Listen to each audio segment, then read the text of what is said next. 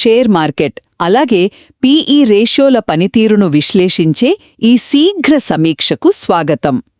ఎవరెవలో చెప్పే మాటలు విని మోసపోకుండా సరైన పద్ధతిలో పెట్టుబడి పెడితే రెగ్యులర్ ఎఫ్డీల కంటే ఎక్కువ లాభాలు ఎలా సొంతం చేసుకోవచ్చో ఇప్పుడు చూద్దాం. మొదటిది, ఈ షేర్ మార్కెట్ అనేది డిమాండ్ సప్లై ఆధారంగా నడిచే ఒక కూరగాయల మార్కెట్ లాంటిదేనండి.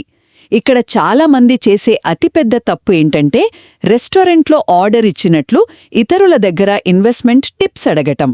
దీనివల్ల పంప్ అండ్ డంప్ లాంటి మోసాల్లో ఇరుక్కుంటారు. ఇక్కడ నా ప్రశ్న ఏంటంటే, కూరగాయల మార్కెట్లో బేరమాడే మనం షేర్ల విషయంలో ఆ బేరీజు ఎందుకు వేసుకోము? రెండవది, ఆ పనికిరాని టిప్స్ పక్కన పెట్టి నిఫ్టీ 50 అంటే మన దేశంలోని టాప్ 50 కంపెనీల సమూహం అలాగే పీఈ రేషియో అనే బలమైన కొలమానాన్ని వాడాలి.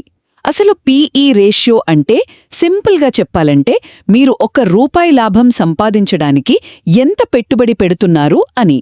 మీరే ఆలోచించండి, ₹1 లాభం కోసం ₹10 పెట్టడం తెలివైన పనా లేక ₹30 పెట్టడం తెలివైన పనా? చివరగా గత డేటాని బట్టి సరియైన టైమింగ్ పట్టుకోవడం చాలా ముఖ్యం. నిఫ్టీ పీఈ రేషియో 10 నుంచి 14 మధ్య ఉందంటే మార్కెట్ చాలా చవకగా ఉన్నట్లు. ఖచ్చితంగా అప్పుడే పెట్టుబడి పెట్టాలి. ఉదాహరణకి 2008లో పీఈ 10 ఉన్నప్పుడు ఇన్వెస్ట్ చేసిన వాళ్ళకి ఏకంగా 130% లాభాలు వచ్చాయి. అదే పీఈ రేషియో 28 నుంచి 30కి చేరిందంటే మార్కెట్ బాగా ప్రియమైనట్లు. అప్పుడు కొనడం ఆపేయాలి. ఎందుకంటే జనవరి 2008లో అత్యధిక పీఈ వద్ద కొన్నప్పుడు ఏకంగా 64% నష్టాలు వచ్చాయండి.